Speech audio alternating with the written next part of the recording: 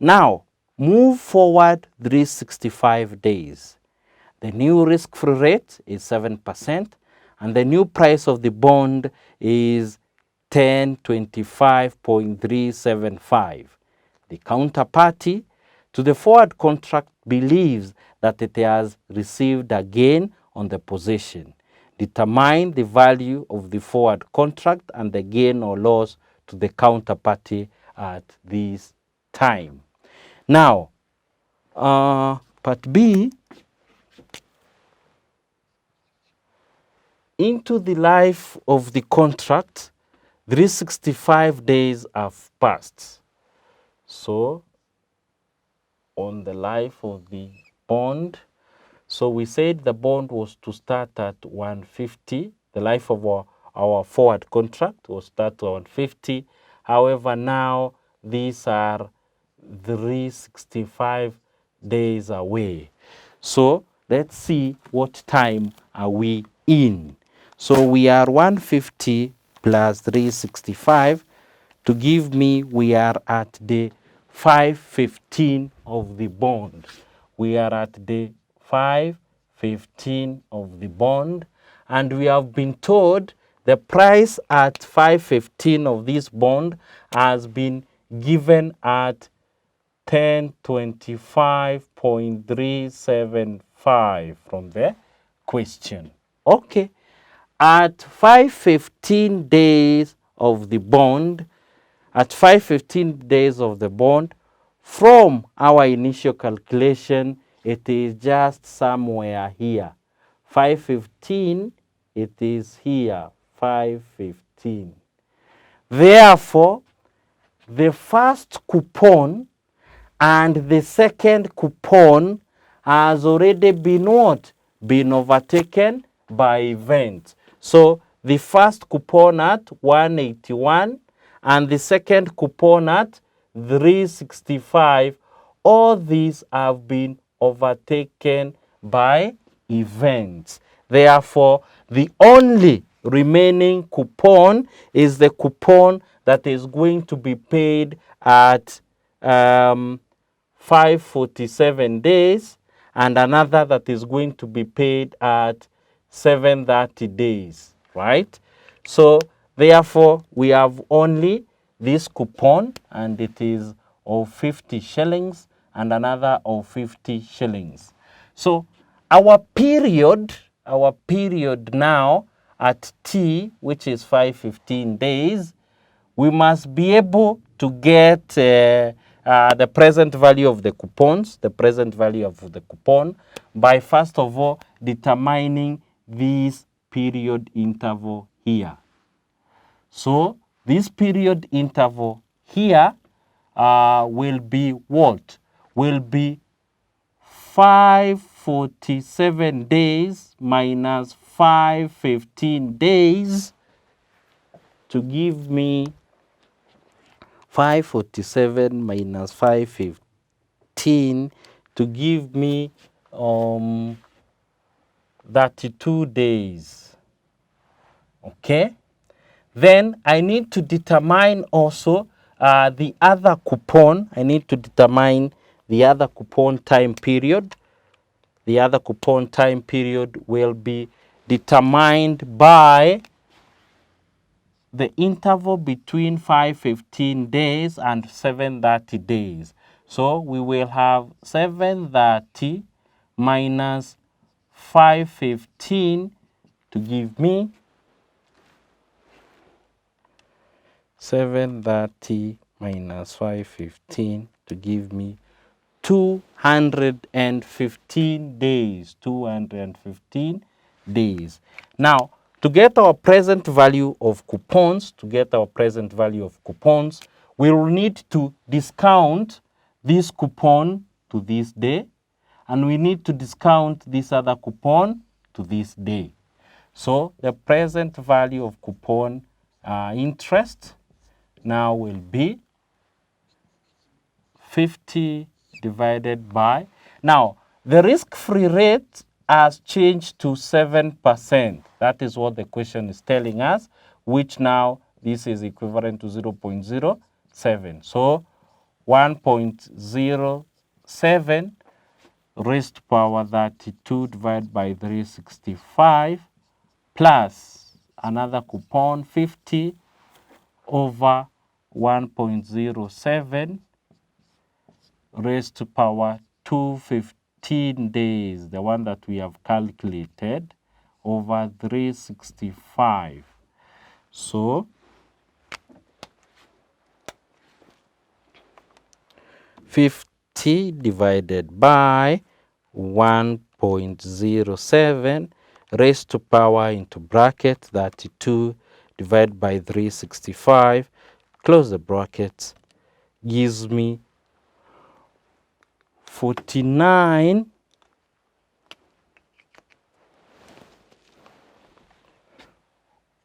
49.7043.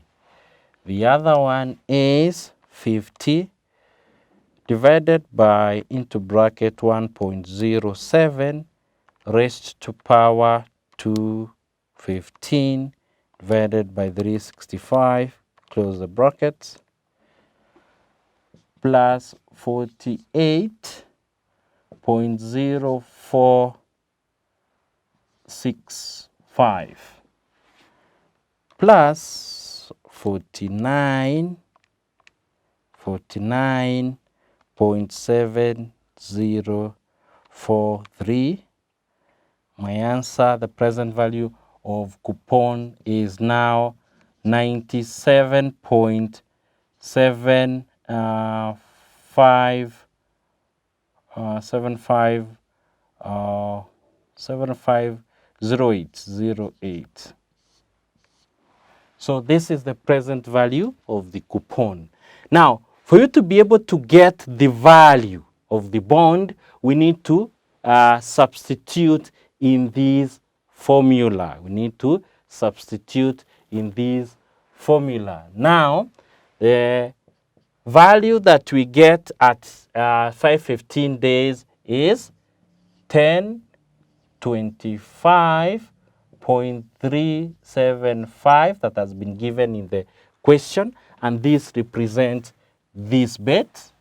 And then now minus the 97.7508, which is this bet.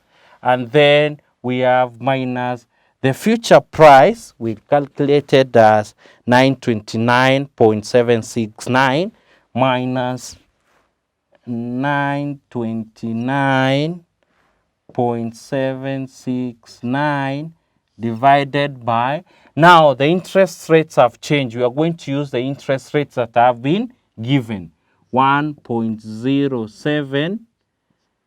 Now, we need to also make a determination of our T, time to maturity.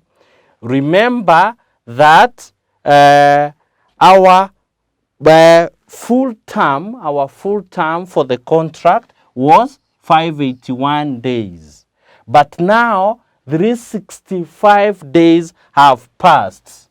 So our T time now, our T will be the 581 days minus the 365 days that elapsed to have a new time that is remaining for the forward contract of 581 minus 365 to give me 216 days. 216 days. So this will be 216 over 365. So this gives me 1025.375 minus 97.7508. That gives me 927.6242 minus 929.769 divided by into bracket 1.07 raised to power into bracket 216 divided by 365, close the two brackets, minus 893.277 rounded off into 4 decimal places. So we have 927.6242 minus the answer to give me 34.3469. So this is the value of the contract, 34.3469. However, the example requires us to make the determination on the party who is winning or gaining. Now, in our earlier discussion, we said that a positive value is a gain to the party who is long. This is a gain to the long party.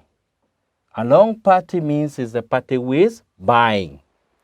Now, we have seen the investor's requirement in this fixed income forward contract was to sell the bond after the fourth coupon. He was desiring to sell the forward contract as the fourth coupon. So, therefore, if it is positive and the party is selling, so our investor is short the forward contract. The forward contract. So our investor desired to sell the forward contract after receiving the fourth coupon. Therefore, we can conclude then the counterparty is who? The counterparty is the long. So we can also conclude that this is the gain to the counterparty.